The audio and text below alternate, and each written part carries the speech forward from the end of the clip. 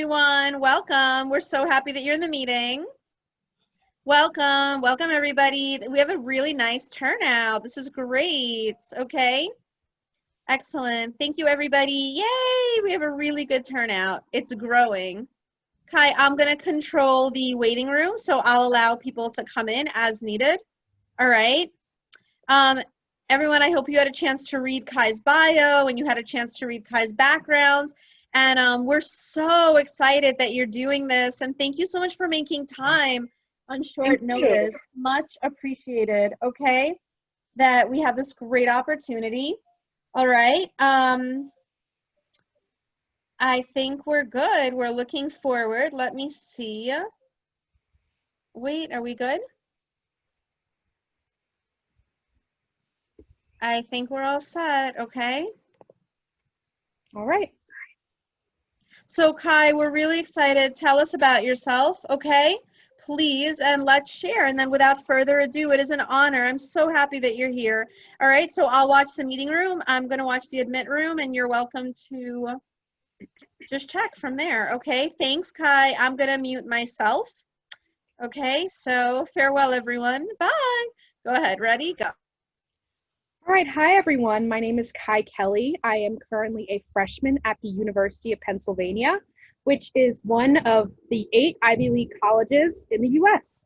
If you read my bio, you know I have been admitted to 3 Ivy League universities during college application season. I was accepted to Columbia, Cornell, and Penn.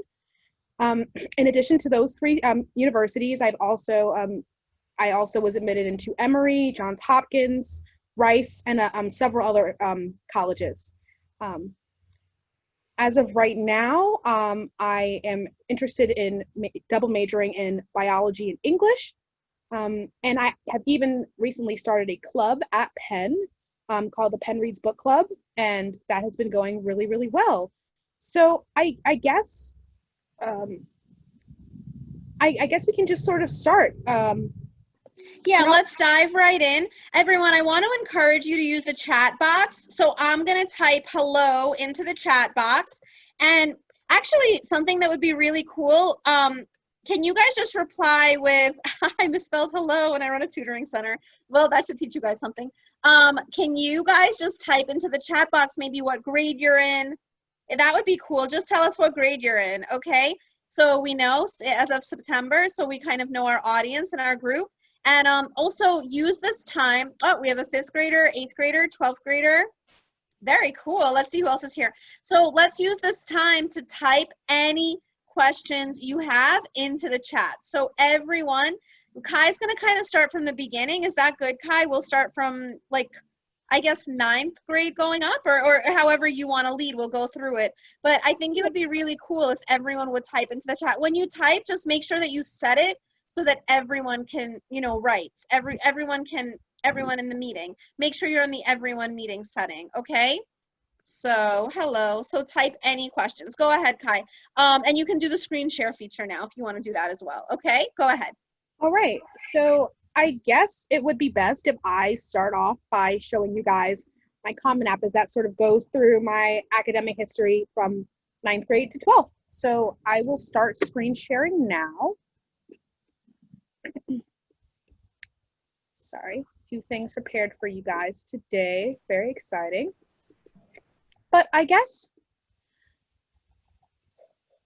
what I want to start off with is pretty much my course load. Now, by the way, this was actually changed. I ended up with a 93, but that's neither here nor there.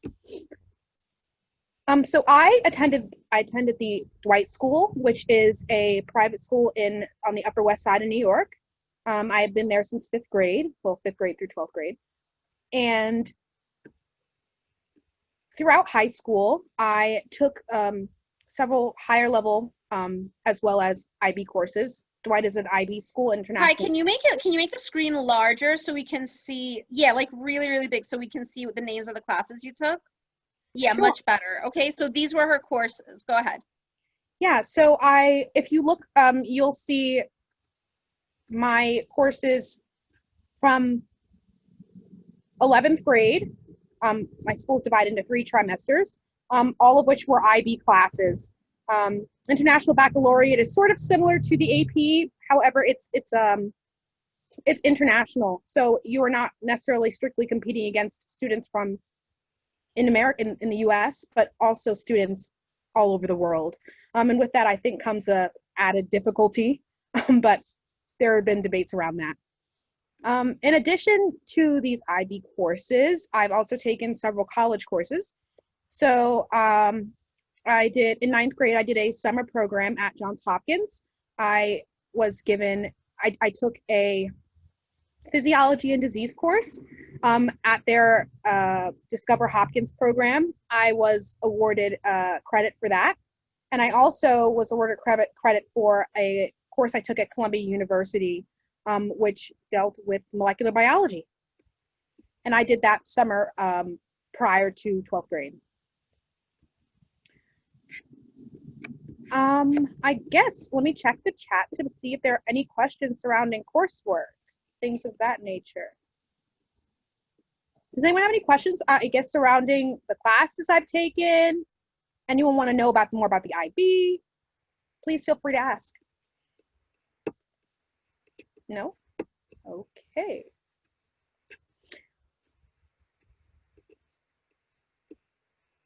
Okay, so then next, how did I manage my time? That's actually something that we're going to get into soon, but the short answer is tons of organization. But I think also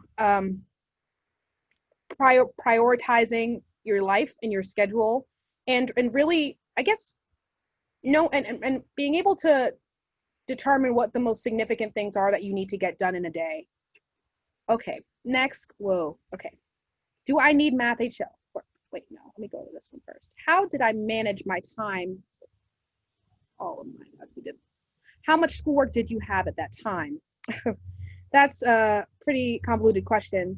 I think in 12th grade, well, the IB has started at 11th to 12th grade. So from 11th grade, I would say that I had about 4 hours of homework, just because you're not only studying for your grade in the course, but you also have to take practice exams to study so you can do well for the IB exams. So there's a lot of time that's put into that. Actually, Kai, I'm sorry to cut you off. I'm thinking just to be like really time efficient, people type questions in the chat. Kai's going to answer it like at the end. Is that okay? Let's go through the application because I think a lot of people really want to see the application. Is that good? Sure thing. And then if you could just try to make it larger so that it's better in the screen. Okay. So they ask about honors. In my school, I was head student, which is just an award given to students who, I guess, are high achieving academically and leadership wise. And that was something I've received in 12th grade. I was the New York City High School Chinese speech contest first prize winner, which was done through Columbia University. So I've been taking Mandarin since 5th grade. And in order to express my interest in Mandarin, I entered in several competitions and I won in this speech competition, which I did in 11th grade. Additionally, in high school, I did the National Shakespeare Competition, which is pretty much a monologue competition. However, you have to also analyze the text in which you are acting out. So there's also a portion of that as well in the competition. And my school holds, there are essentially, each grade has several students who are chosen, and from them they compete against each other, and then the different grades compete against each other, and then that student is then sent out to compete against the state. I made it to the finalist round within my school for both 10th and 11th grade. I've also been taking Latin in addition to Mandarin since 7th grade, and in 9th grade, I took the National Latin exam, and I received a 93 or 94%, which gave me the Outstanding Achievement Award. In addition to that, I've been an honor roll student, so I had straight A's from 9th, 10th, 11th, and 12th grade. So in regards to future plans, I am interested in scientific research. However, now I'm also looking at law and its sort of connections, its intersections with biology and ethics. So I do talk about that. I did mention that in interviews and things like that as well. Okay, so for my testing, I did the SAT subject test for biology, and I did receive a 740 out of 800. So I think that subject tests are a fantastic, fantastic way to express your interest in certain subject areas. And Queller does an amazing job of prepping you for that. My tutor, Zed, from Queller, was really, really helpful, and really gave me the tools to do well on not only this exam, but also the ACT exam, which I don't know if they show here, but I can just say I got a 34 out of 36 on the ACT exam, which is the 99th percentile. So yeah. But there's also an interesting story with both testing and ACT there as well. So I think a very significant aspect of your application is the activity section, as you're able to express who you are through what you do. So for me, something that's been a huge aspect of my life has been classical singing. And I've been a part of the Young People's Chorus of New York City, which is a professional children's chorus, since 6th grade. So 6th through 12th grade, so 6 years. And in this section, you only have, I guess, a few words in describing what you do. So I highlighted, I guess, some of the more notable things I've done in the choir. So we performed in the Jimmy Fallon Show, Carnegie Hall, things like that. We also go on tour, just highlighting important aspects of the choir, and also my role. So I've had solos, and therefore I put soloist. So family responsibilities. My mother is currently in Texas. I think it's just important to note that if you have any sort of extenuating circumstances, always mention that within your essay. I am so sorry. There is a dog. It's fine. It's fine. Let's keep going. We love dogs. We love dogs, right? Say yes. Yes, everyone. We love dogs. Let's keep going. Okay. Can you zoom out? Make it bigger. Make it bigger. Even I can't really go much further than this. No, good enough. Good enough. That's good. Okay. So, yeah, I care for my sister, and I put, I guess, that familial responsibility in there as well. In addition to that, I have been a member of student government and with my school from 9th and 10th grade, just sort of describing my roles in that. And I also did a medical internship at Surgicorps Medical Center. I was able to work alongside doctors and surgeons, assisting staff, and also organizing paperwork. Yeah, so that's pretty much the most significant activities that I've done. I think it's important to note that you don't want to list every single activity that you've done, as it can sort of become rather convoluted. It can distort the message you're trying to send with your application. Whenever you are writing in any sort of application, you want to have in mind what you want them to get from your application. What they want, like several things that you want whoever's reading your admissions application to know about you. And I knew that for myself. I wanted them to know that I am a student who is hardworking. I like both music and biology, and also that I have responsibilities at home and things of that nature. It's just having like 4 to 5 things that you want them to know about you. And that is really going to streamline your application, as you'll know which aspects are most significant. You do not want to have 17 to 20 after school activities, because it shows that you don't really have a streamlined focus. You want to make sure that you have a balanced amount of activities that you've been doing or that you do for a long period of time. So I think those are the main points. But I think one point that we should go back to is testing. Because for me, my testing story with Queller was very different than a lot of other students. I had taken the SAT once in 8th grade, and my parents had helped me study for the SAT, but not as regularly or not in the right manner. Meaning that I had books and things like that, and I I would, you know, do them regularly after school, but it was not consistent enough. It was not done enough, and I also was not taking enough practice tests.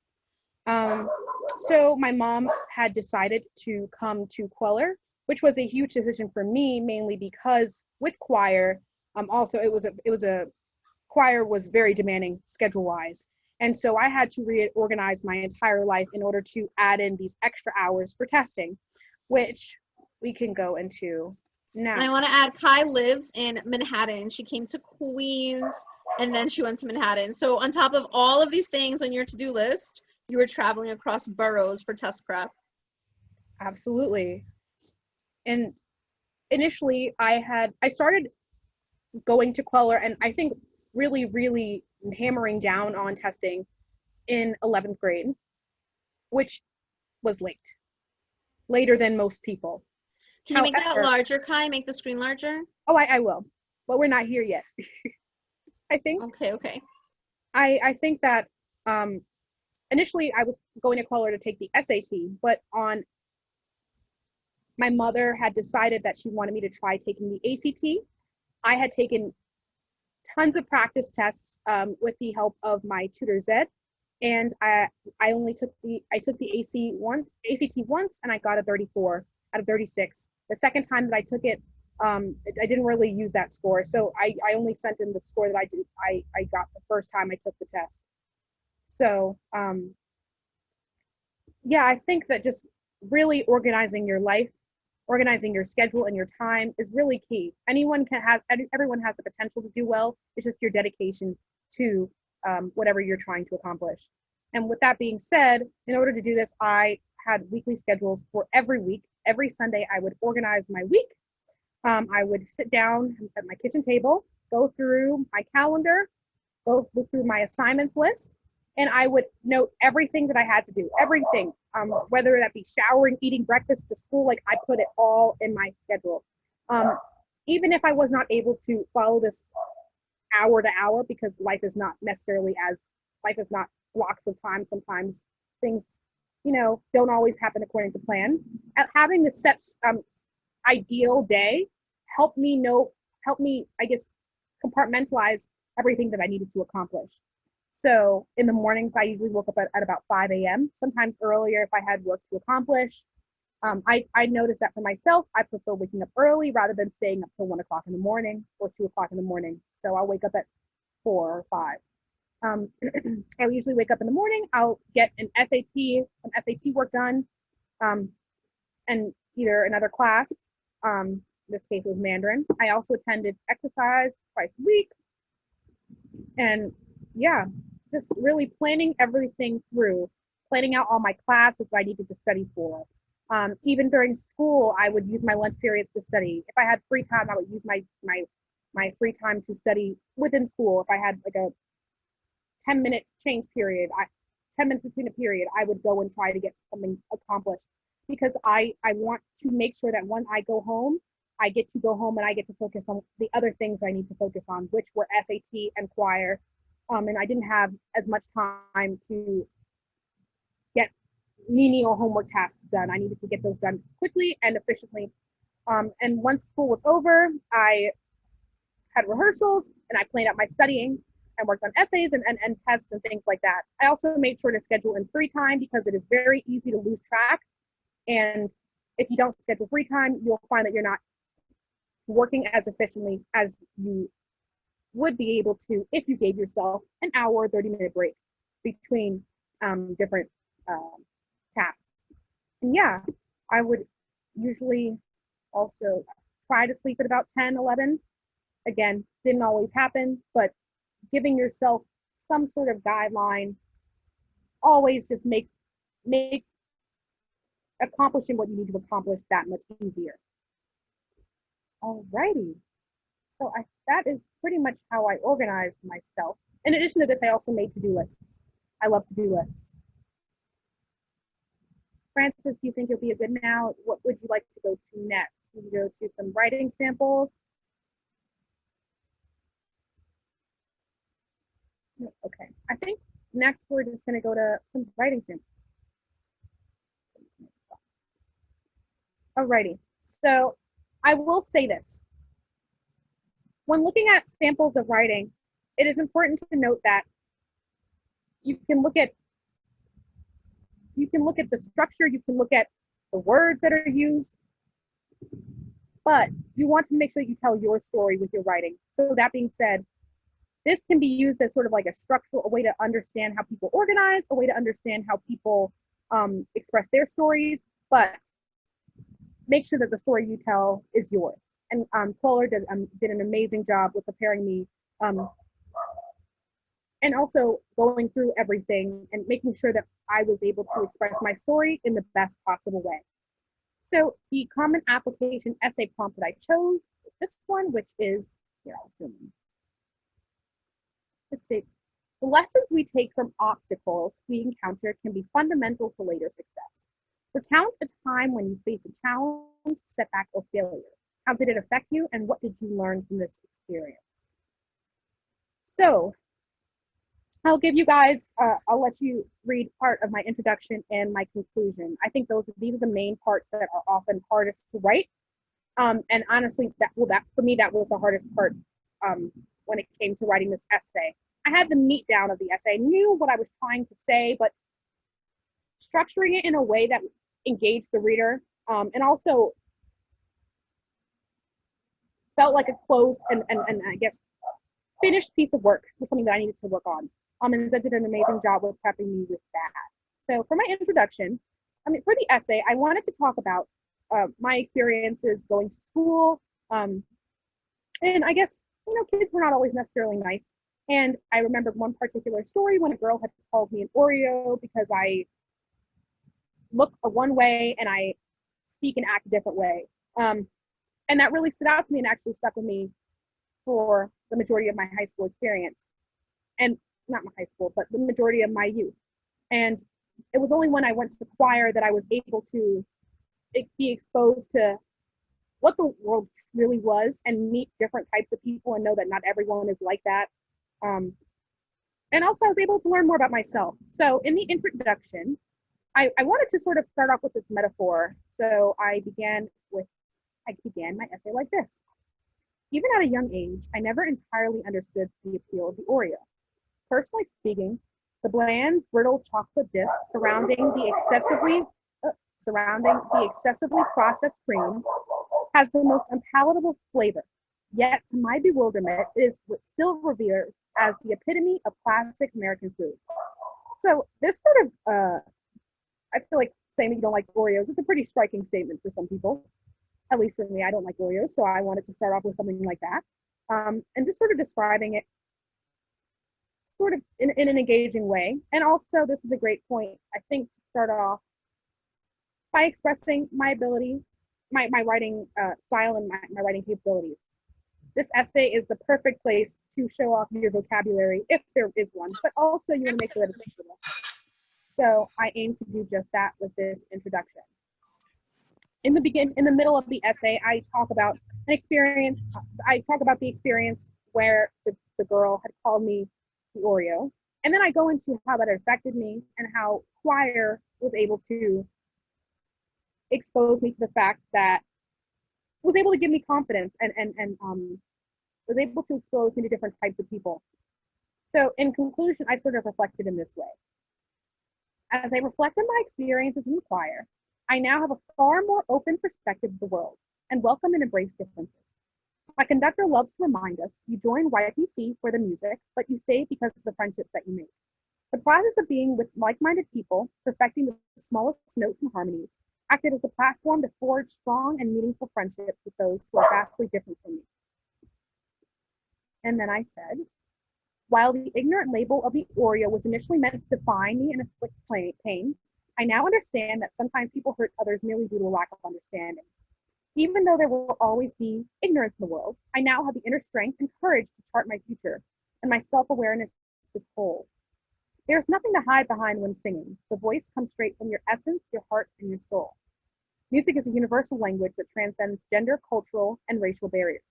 My journey has placed me in a unique position to serve as a bridge that connects people of all different backgrounds because hard work, music, and self-love are all universal.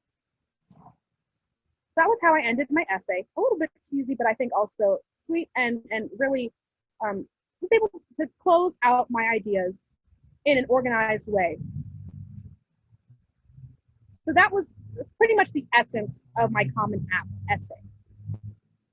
But I think the aspect that I enjoyed most about writing, if there is a part to enjoy about the college application process, was my supplemental essays, because this is really where you get to express yourself the most. You have so many different types of questions, so many different colleges ask really interesting, weird, crazy questions. And you get to learn a lot about a school from the types of questions that they do ask. So I can go through select supplemental essays that I've chosen. I've chosen my 3 favorites. So for Columbia is an interesting school because they ask a lot of questions. They want you to list things. So for the first question, it was list a few words or phrases that describe your ideal college community, 150 words or less. Now, actually, I think that these supplemental essays are harder than the regular common application essay because these word limits are challenging. It is not always easy to express yourself in a concise way, but making sure that I started early and really getting that support that I needed was what enabled me to, I think, really show who I am and show myself through my writing. So the first question that they asked was, list a few words or phrases that describe your ideal college community. And I said lively, intellectual, heterogeneous, and not merely in the scientific sense, because in chemistry you'll learn like there's heterogeneous mixtures and homogeneous mixtures, a little like pun. Worldly, roommates who are willing to binge watch hours of untold stories in the ER with me. One where I can conduct undergraduate research in molecular bio with the bonus of a backdrop of the city. A community constantly striving to understand the ways of the world, and one that can put up with me singing nearly every free chance that I get. So just making sure that you express, I guess, your main ideas, but also not being too serious to the extent where you sound like the majority of other applicants. You want to give little snippets of your personality in your writing, and so I tried to do so through my little puns and whatnot. And then list the titles of required reading. So that's just like your school books. I have The Handmaid's Tale, Pygmalion, Macbeth, Things Fall Apart, Origins of the Second World War, Modern Times, and Never Let Me Go. Those are just several. And my favorite part was list the titles of books you read for pleasure. Just really, I think the books that you read tells a lot about who you are. So this one got me because I could have gone on forever. But I did pick books that express, I guess, different aspects of my identity. So I know that I love to cook. So I mentioned The Mastering the Art of French Cooking by Julia Child. I love classics. So I mentioned my love of Mansfield Park by Jane Austen. And Sense and Sensibility. I love the Outlander series, the shows, and also the books. And so I mentioned my favorite books of the series. Also, I love plays. So I mentioned my favorite play, which is A Streetcar Named Desire. And also I love bioethics. So I mentioned some books that had to do with that. So Guns, Germs, and Steel by Jared Diamond, and things like that. You know, I also have a few personal favorite either fantasy or young adult books. Just really wanted to give them the entire scope of who I am through the books that I read. Then they wanted to know the titles of print, electronic publications, and websites that I read regularly. So I mentioned some of my favorite websites: Nature Magazine for science, Pinterest because it's a pretty fun social networking website, BBC for news, well, for more international news, Singing Reddit page, the Chinese language Reddit page because I wanted to express that I am interested in both singing and Chinese language, Food Network magazine because I like to cook, then CNN, Fox, and The New Leader. I'm interested in both, I guess, having a diverse political opinion, and so I read articles that are from multiple different parts of the political spectrum. Then they wanted to know movies and shows that I watch. So yeah, just a few of my movies that I enjoyed watching. Again, making sure that they connect to who I am and that they tell the admissions officers aspects about myself that I want them to know. So I wanted them to know that I, again, love cooking. So I talked about Julie and Julia, interested in my identity as an African American. So I've mentioned The Help, one of my favorite movies. Private Practice, again, I like medicine, so talking about that. I like history, so I mentioned that show. Outlander, because I absolutely love that show. And just some other like fun movies that I've enjoyed. Also, the list does go on. Um, yeah, for Penn, and you'll also notice that a lot of these essays, I didn't put everyone, but they do overlap. So making sure that you apply to schools that do have overlapping essays will make your life a lot easier. And I recommend organizing your essays in either a spreadsheet or in a format like this, which is what I've done. For each school, I created a sort of table with the question, the response, and I made several different pages throughout the stages of writing. I will put the word count here as well. For Penn, they wanted to know how I discovered my intellectual and academic interests and how I'll explore them at Penn. Yeah, so I, again, started off with a little account of my past. So even from a young age, I've always been engrossed in the realm of biology. At the dinner table, while my family would monotonously talk about the events of their day, I would be quote unquote dissecting my dinner with keen interest. When I found out that I would become a big sister, after the excitement died down, I watched documentaries surrounding the science of life. By the time middle school came around, I'd become utterly consumed by the ridiculously risible and yet addicting episodes of Untold Stories of the ER, and practically convinced myself that I had a medical degree by the age of 13. So like a little funny, witty intro for me to get them hooked. And then I get into business of really what pushed me to apply to Penn, which was my experience at a summer physiology and disease program. I get into why I like biology. And then at Penn, I talk about what I wanted to do, which was work with faculty members who have made groundbreaking strides in the field of biology, and just listing several courses that I plan on taking. Epigenetics of human health and disease, the cell cycle, genome integrity and cancer, and why I wanted to do that, which was to join a heterogeneous community of like-minded individuals interested in biology. However, I don't want to only go to Penn because of biology. I'm interested in many other subject areas. And so I also go into my interest in taking Mandarin, which this semester I am taking. I want to get a certificate in that. So I talk about my interest in Mandarin and the courses that I want to take and why and what me going to Penn will do for them as well. So I know what Penn will do. They know what Penn will do for me, but I also give a little snippet of what I can bring to the table. So I say that this opportunity will allow me to bring a new flavor to the mix of other biology-loving students, as I can combine my knowledge from learning about cultures together into my work. These programs will enable me to explore all the many aspects of myself, with the bonus of making long-lasting friendships to boot. And then in the end, I make a small remark about that somehow connects back to Penn. So I said, at the College of Arts and Sciences, which is the specific college I applied to, I am eager to join a community that is constantly striving to understand the endless ways of the world. If you notice, this is something that I actually did take from one of my Columbia supplements. So you can always recycle things, just making sure that you do not make the mistake of copying and pasting and having, like, I love Columbia University in a Penn application. That's an immediate no-go. So just making sure you don't make that mistake. But I said, I can practically envision myself drinking bottomless cups of coffee at Mark's Cafe, working and interacting with groups of like-minded students eager to explore all that UPenn has to offer. I do have one more, but Frances, do you think we have enough time, or should we go to questions? No, let's go through the whole application. Guys, are we okay? Type yes, type yes. Let's go through the app. We did already. Everything? Okay, what else is there?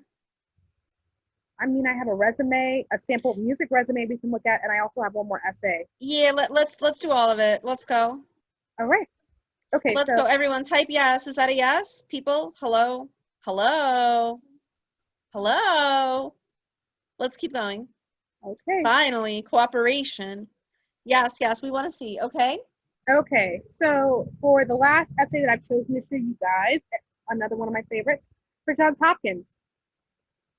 So the prompt was write a brief essay, 300 to 400 words.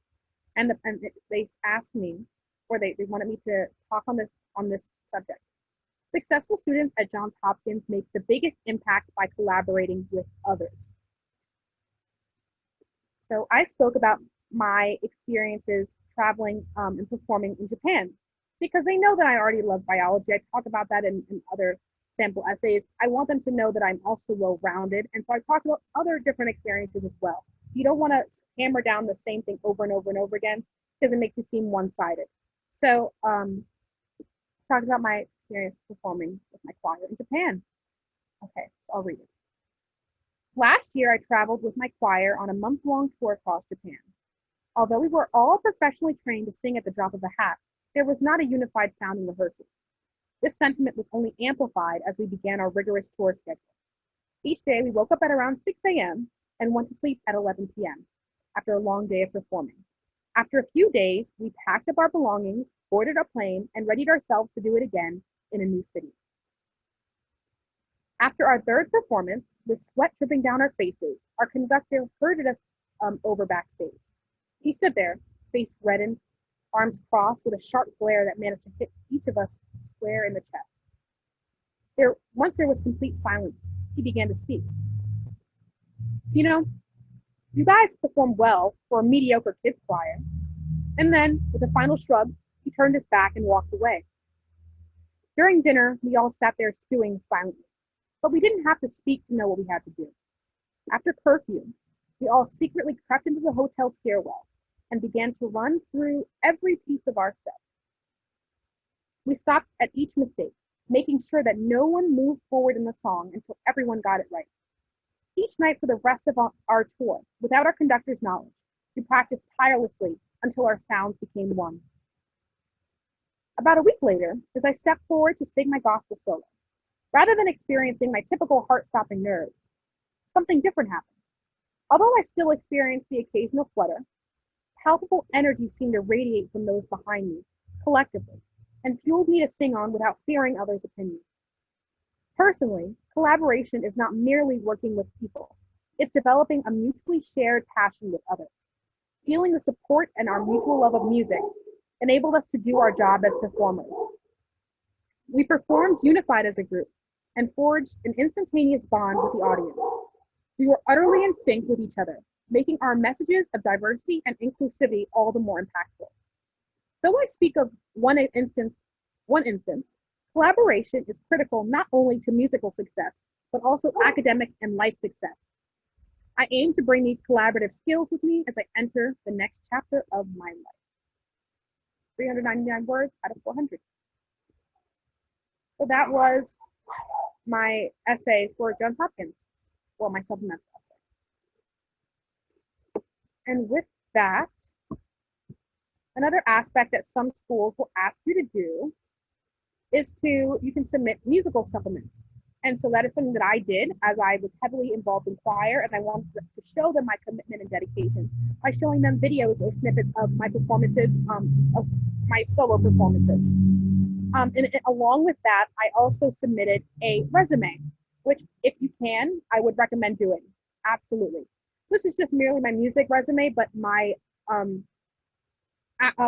this is a draft of my musical resume, but I also have like a regular resume that follows a somewhat similar format.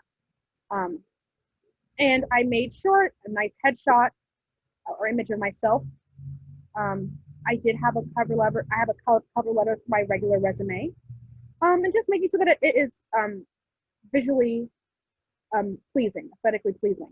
I have my contact information. And I do want to tell parents, like, we help with all of this at Queller Prep. Like, if you're not going to use it, like, this is a service we provide at Queller where we can help organize student resumes. And not that you can't do it on your own, but sometimes you're just very nervous. So we do offer this service where we help format and work on this. They do. Zed, my tutor, actually helped me decide how to organize my resume. I didn't know what color scheme I wanted, and I did have that put down, but I want to help really isolating the key important parts of my performance resume, and also my regular resume. So just mentioning my performance experience, my education, my expertise music-wise. Yeah, just making sure that it's one page is pretty challenging, but you want to give them a snippet of who you are, and in terms of music, a snippet of who you are as a performer. So that is what I did. And with that, I think that's pretty much everything. So So let's answer the gazillion questions that we have and go through those. I think this was A+. We got a lot done as we're looking through the application. So if we could scroll up, let's go through the questions. Okay, up, up, up, up. And let's keep going. Okay, and then everyone, we just, as Kai is scrolling up, remember, this is a specific service that we offer at Queller Prep. I shouldn't shout out, but I do see Tanisha in the chat, and we did help her sister Drishti, who now goes to Cornell University. So just keep in mind that, you know, we've worked with quite a lot of high-end applications. It's not that bad. Just remember that it's something we can do at Queller. So please feel free to share that information, that it's something that we're happy to help with, you know, down the road. And it's pretty, price-wise, it's actually pretty reasonable. We've emailed the pricing on it. Okay, it's not nearly as expensive as other places, which is, I think, unjustly high. All right, so let's keep going. All right. So how did I manage my time? I think we pretty much covered that one. Scheduling, organization. How much schoolwork did I have at the time? I also answered that one. Just a lot of testing, not only for SAT and ACT, but also writing out college applications. And I even though my schedule, that one, I would aim to go to bed by 10, I didn't. And I ended up going to bed like 1 and waking up at 5. So it is what it is. You're going to have to sacrifice time, but it will be worth it. Did I need Math HL for anything? I didn't take Math HL. I took Math SL. I did take 4 HLs though. I took higher level biology, higher level chemistry, higher level history, and higher level language and literature. Because I'm interested in both STEM, so I wanted to show them my interest in biology and chemistry, and also in humanities, which I love history and English. That's why I'm double majoring in bio and English at Penn. Are IB exams all papers? Yes. So for your classes, you're going to be given, for your standard level classes, you'll have to take 2 exams, both about 2 hours. For your higher level exams, you're probably going to take 3. So so you have 3 2-hour exams. And then, yeah, so for the IB, you spend about 3 weeks, you have 3 weeks of testing. Every day you come in and take tests all day. So that was very hard. Yeah, how are the IB grades converted to your GPA? So my school does not weight GPA. Unfortunately, what that means is that my IB grades were not converted to my GPA. So like if I had a weighted GPA, it would probably say like 4.8, but my school doesn't weigh GPA. So they were not able to do that conversion. However, there are some schools that do weigh GPA. In fact, most schools do. So if you're taking IB classes at other schools, they'll probably weigh your GPA, but because everyone is taking the IB, they don't weigh the GPA. Does Penn take all your IB credit? Penn did not take any of my IB credit because it depends on what you're trying to study, and also which exams you take specifically. So if I were to have taken German, I would have gotten exam credit, but because I took Mandarin, I didn't get credit. They have an interesting conversion. It's very interesting. Did I participate in clubs and activities? Absolutely. Yes. I also won several Chinese contests, but that was in elementary school. Would I be able to add that to my application? Not as an award, just because they want you to focus on your high school experience.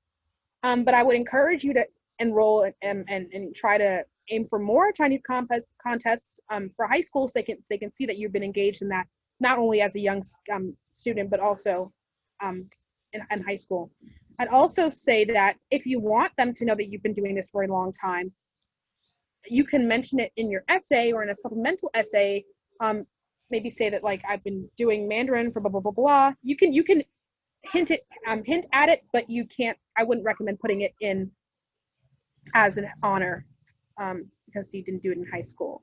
Would you recommend the IB program over an early college program with options for high school were Brooklyn, Latin, and Bard? I enjoyed the IB program. I will say, though, that I've heard great things about dual credit and AP. I think it honestly depends on who you are as a student and what you are interested in doing. If the school that you are at offers IB programs and subject that you are interested in, and you can handle that workload, you have to know yourself as a student, because it looks great if you do the IB, but if you are doing the IB and you're getting C's, you want to challenge yourself and know you want to know yourself as a student. You want to give yourself the right level of challenge. I love the IB. However, you have to know if that's something that you are interested in as a student, if the IB is going to cater to you best. Would you recommend, how helpful are the SAT subject tests this year in regards to the impact of COVID-19?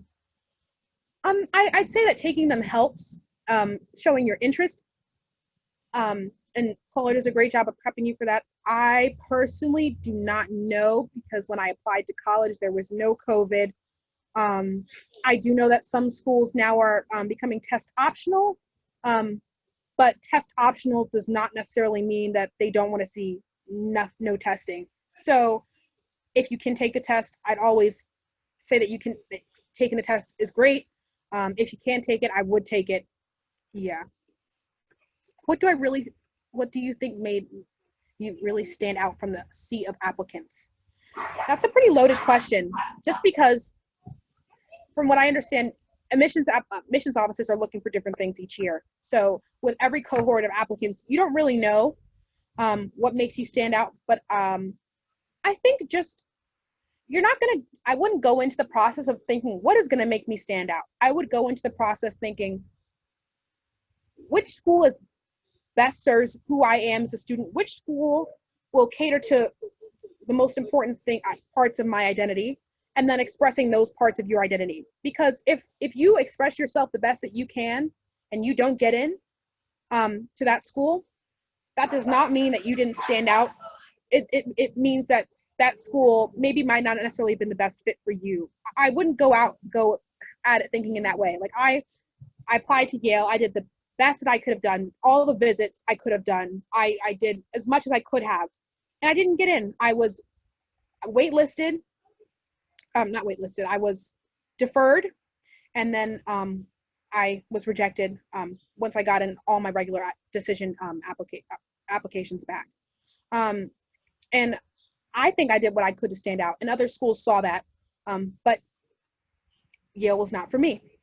I think that going in at it with that attitude of what will make me stand out compared to other people is not the best. Think about yourself as an applicant, not necessarily everyone else. However, you want to make sure that you are, competitive in that way. Like you want to make sure that you have a competitive application. If you just make sure you work hard in school and you take the test and you do well in those. Those are things, but I wouldn't say that there's one specific thing. I just think expressing yourself and expressing who you are as a student is the most important part. How did I feel when I took the SAT? Okay, I felt terrified when I took the SAT. I had horrible test-taking anxiety. I still do, but in order to sort of overcome that, I had to have taken that practice test. I remember I would take it like 3 times a week after school, come into Kohler, take that SAT. Taking it so many times that I've seen every possible way that they can ask the same question. So I've gotten so comfortable with it that I can't make those silly mistakes. And it's funny because I was studying for the SAT. I wasn't getting the score that I wanted. And my mom signed me up for the ACT on a whim. She told me, you have a week, you're taking the ACT. I took the practice test every single day. Some days I took the SAT, I took the practice as ACT twice. And that week I got a 34, and before never having taken it. I think that really you're going to be nervous because testing is nervous, but taking as many practice opportunities as you can will really help nullify that anxiousness. Okay. What is the best advice for the Common App essay? Keeping a journal. I actually pulled a lot of inspiration for all my supplemental essays, and Common App essay in a journal. I have a journal. I've been journaling since I was young. I still journal now, and I pulled a lot of quotes and ideas from my writing samples. Yeah. I love Outlander. Cool. Jocelyn, I love Outlander too. Okay. Have I ever taken the Chinese SAT 2? No, and I would not recommend taking the Chinese SAT 2 because a lot of native speakers take the exam and they ruin the curve, I've heard. But if you are fluent, I know personally, I have taken Mandarin. I am not, I am not fluent. Like I cannot, I don't know every single word in the language there is to know. So I don't have the experience of speaking as at home in the way that maybe other native speakers do. So that it can be challenging competing with people who have that. But if you do have that experience, absolutely take the test. How would I recommend preparing for it? I don't know. I did not take that test, but the only way I can say preparing for any of these standardized tests is taking as many practice exams as possible in a time setting, which Color helps greatly with. And also, I think, yeah, just understanding why you get questions wrong is everything. And taking note of all the questions you get wrong. Did I receive scholarships? Yes, I did receive scholarships. I received from certain schools. Yes. How did I decide what college I wanted to apply to? That's a really tough question. I applied it to about 16 colleges. Was it 16? No. Well, like around 18, 19. And I honestly was looking for, I guess, which schools had the best biology programs. Did I apply to Harvard? No, I did not apply to Harvard. I didn't personally like Harvard. It was not for me. That being said, Harvard is still a great school, and my opinion, I just didn't. Maybe for undergrad, for graduate school, definitely would consider it. For undergrad, I didn't really connect with that environment. However, my experiences is not going to be everyone else's. What was my strategy for the Penn supplemental essay? Does it have to evoke emotion? I think evoking emotion is amazing when you can in an essay, just because it helps the reader, the grader, whatever, the reader, application reader, resonate more with your writing. That being said,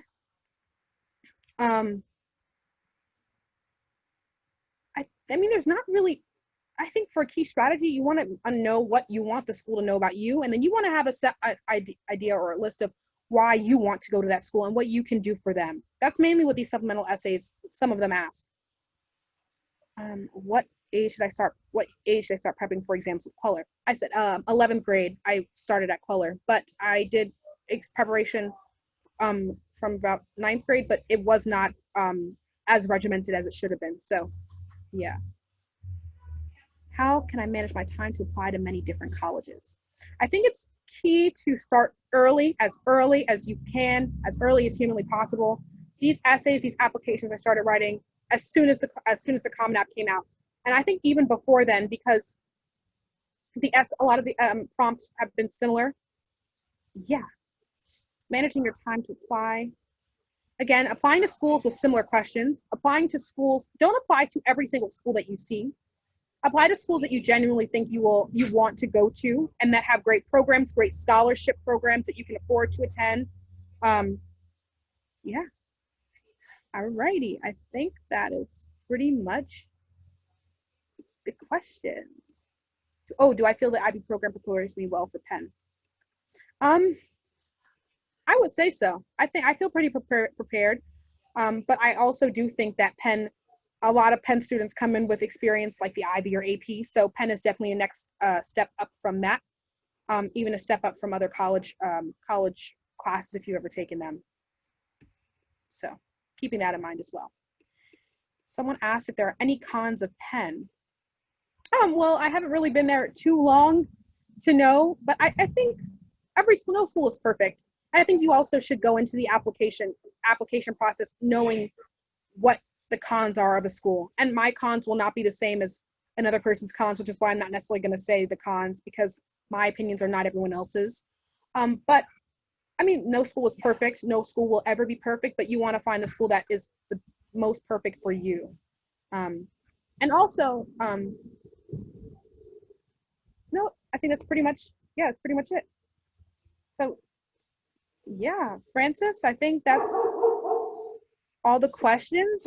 Everyone, please type a huge thank you to Kai. I really want to say thank you also for just your honesty and your transparency, because a lot of people just like think that you just magically get into a school, and that's not how it works. Like, you really worked, and I want to acknowledge how hard you worked. You traveled from Manhattan to Queens, and then you were in Manhattan, and then you worked in a class setting for SAT, and then you added ACT, and then you traveled from one borough to another. Like, you really did a lot. Everyone, please type thank you.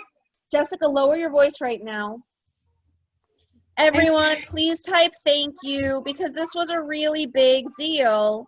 It's not like it just happened overnight. Jessica, come here. Thank you so much for coming, everyone. So glad that I can speak to you all. And I wish you guys the best of luck in your college endeavors. Absolutely. And most importantly, know that this is a service that we have at Queller. It's reasonable and it's something we want to encourage. And please feel free to also tell your friends and your family that we are always, you know, at this moment, we're definitely looking to work with kids in the applications. We actually enjoy this whole process because, you know, we're good at it. We like helping kids with it. So keep that in mind. And Kai, it's really an honor and thank you. I want to say thank you not just for hosting specifically this webinar, but Kai was also a huge help with Queller Prep's summertime IC course. You led a reading webinar, you led a math webinar, you led an essay webinar. I mean, Kai, you're really, really like a superstar because you give back, and that's something that's really amazing. Like, you're busy, we know that you're busy, and you give back. We want to give you a huge thank you. All right, thank you, Kai. Everyone, we're going to be logging off. We're going to end the meeting. I just want to give you a quadruple A+. Everyone, please type thank you into the chat. And it really means a lot that now that you yourself are done with this process, you're passing the torch and you're helping people on your time to understand how to navigate. Thank you. Thank you so much. All right, so I think we're good. I think we're gonna log off. All right, thank you, everyone. Thank you. I sincerely mean that. Thank you. Thank you, everyone.